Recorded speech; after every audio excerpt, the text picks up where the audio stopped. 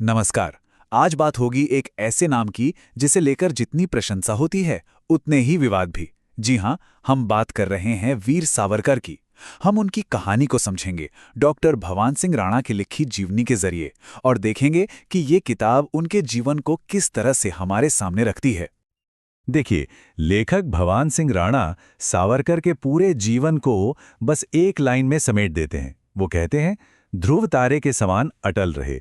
मतलब, चाहे कितनी भी बड़ी मुश्किलें क्यों ना आई, वो अपनी जगह से, अपने लक्ष्य से बिल्कुल नहीं हटे। ये एक लाइन उनकी जबरदस्त इच्छा शक्ति की पूरी कहानी कह देती है। तो सवाल उठता है कि ये जीवनी सावरकर को स्वतंत्रता आंदोलन के दूसरे नायकों से अलग कैसे देखती है, उन्हें एक अद्वितीय विभूति क्यों कहती है। चलिए इस किताब के नजरिए से देखते हैं कि उनके शुरुआती काम और बलिदानों में ऐसा क्या खास था।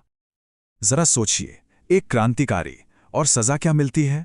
एक नहीं, दो आजीवन कारावास, यानी कुल 50 साल। और वो भी कहाँ? अंडमान की सेल्युलर जेल में, जिसे काला पानी कहते थे, जहां से वापस आना लगभग नामुमकिन था। ये सिर्फ सजा नहीं थी, ये तो उन्हें पूरी तरह से खत्म कर देने की एक कोशिश थी। अच्छा, तो ये सब शुरू कहाँ से हुआ? चलिए जरा पीछे चलते हैं उनके शुरुआती दिनों में, देखते हैं कि इस जीवनी के मुताबिक वो कौन सी घटनाएं थी जिन्होंने उनके अंदर क्रांति की वो चिंगारी भड़काई। देखिए उनके काम करने का तरीका कितना मुनज़्ज़म था। 1899 में उन्होंने छात्रों के साथ मिलकर एक सीक्रेट सोसाइटी बनाई, मित्र मेला। फिर 4-5 साल बाद ही 1904 में इसे एक बड़े और ज़्यादा एम्बिशियस ऑर्गेनाइजेशन में बदल दिया, जिसका नाम था अभिनव भारत। और फिर 1906 में पुणे में विदेशी कपड़ों की होली जलाई। ये सिर्फ दिखावा नहीं था, ये अंग्रेज़ों की अर्थव्यवस्था पर सीधा हमला था, एक खुली चुनौती। भारत में तो उन्होंने अपनी जमीन तैयार कर ही ली थी, लेकिन कहानी का अगला पड़ाव था लंदन, जहां वो कानून की पढ़ाई करने गए। पर असल में वहां जाकर उनकी क्रांतिकारी गतिविधियां और भी ज्यादा तेज हो गईं, इंटरनेशनल लेवल पे। लंदन में सावरकर ने एक साथ 2 मोर्चों पर काम किया। एक तरफ वो जमीन पर क्रांति का संगठन बना रहे थे, जैसे फ्री इंडिया सोसाइटी बनाई, कार्यकर्ताओं को बम बनाना सीखने के लिए रूस तक भेजा। और दूसरी तरफ वो कलम से लड़ाई लड़ रहे थे। उन्होंने 1857 का स्वातंत्र्य समर जैसी किताब लिखी। अब सोचिए, ये किताब इतनी पावरफुल मानी गई कि अंग्रेजों ने इसे छपने से पहले ही बैन कर दिया। लेकिन फिर भी ये छुप छुपाकर क्रांतिकारियों तक पहुंची और बहुत मशहूर हुई। अब जाहिर सी बात है, इतना सब कुछ ब्रिटिश सरकार की नजरों से बच तो नहीं सकता था।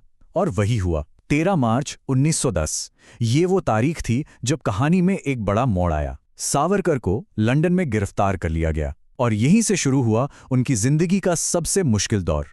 तो अब हम पहुंचते हैं सावरकर की जिंदगी के उस हिस्से में जो शायद सबसे दर्दनाक और भयावह था।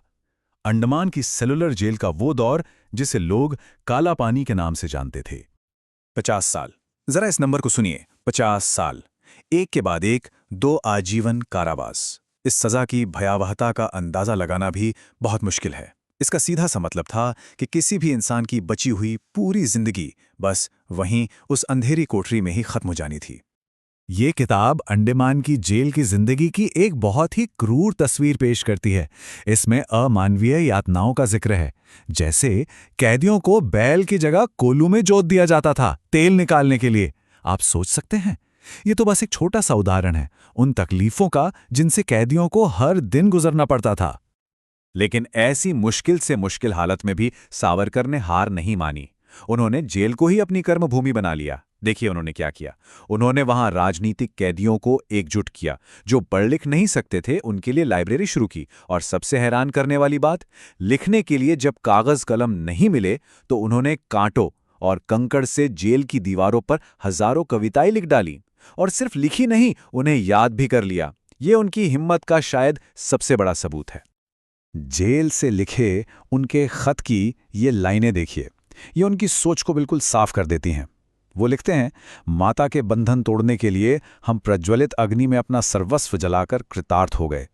मतलब, वो अपनी इन सारी तकलीफों को, इस बलिदान को भारत माँ की आज़ादी के लिए चल रहे यज्ञ में दी जाने वाली एक जरूरी आहुति की तरह देख रहे थे। चलिए अब कहानी के अगले हिस्से पे चलते हैं। ये वो दौर था जब सावरकर अंडमान से रिहा हो चुके थे, लेकिन उन्हें रत्नागिरी में नजरबंद रखा गया था। जेल से बाहर आने के बाद सावरकर का ध्यान समाज सुधार पर गया। उन्होंने शुद्धि आंदोलनों में हिस्सा लिया, इसके अलावा उन्होंने छुआछूत के खिलाफ बहुत मजबूती से काम किया, जो उस समय के समाज के लिए एक बहुत बड़ी और क्रांतिकारी बात थी। और तो और उन्होंने हिंदी भाषा को और सरल बनाने के लिए भी एक अभियान चलाया था। और यहीं आकर हम इस किताब के सबसे जरूरी पॉइंट पर पहुंचते हैं। लेखक डॉक्टर भवान सिंह राणा का साफ तौर पर यह मानना है कि चाहे भारत की आज़ादी की लड़ाई हो या समाज सुधार का काम, इतिहासकारों ने सावरकर के योगदान को अक्सर नज़रअंदाज किया है, उसे वो अहमियत नहीं दी जिसके वो हकदार थे। तो ये किताब हमें एक बहुत बड़े सवाल के साथ छोड़ जाती है। सवाल ये है कि आखिर इतिहासकारों ने वीर सावरकर के काम का एक सही और निष्पक्ष मूल्यांकन क्यों नहीं किया। ये एक ऐसा सवाल है जो हमें इस बात पर सोचने को मजबूर करता है कि आखिर हमारा इतिहास लिखा कैसे जाता है और हम उसे समझते कैसे हैं।